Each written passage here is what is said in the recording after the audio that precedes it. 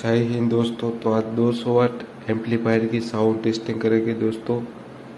तो देखिए 10 इंच का सब ऊपर है और एक मेन रेंज स्पीकर है दोस्तों। तो देखिए एम्पलीफायर है 5219 का और एक चैनल मिड रेंज दिया है दोस्तों और एक चैनल सब ऊपर दिया है। चलिए शुरू करते हैं साउंड टेस्टिंग। तो इस पे एनसीएस म्यूजिक चलाएंगे दोस्तों। थोड़ी वॉल्यूम खोल लेते हैं।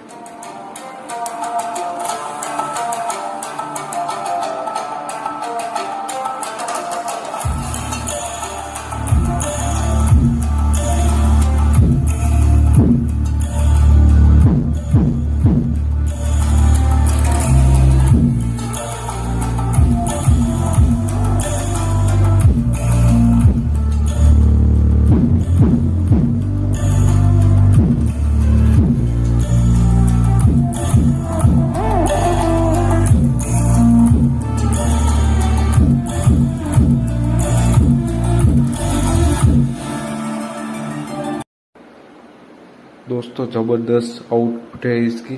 तो वीडियो अच्छा लगा हो तो लाइक करें और चैनल को भी सब्सक्राइब करें दोस्तों। जय हिंद।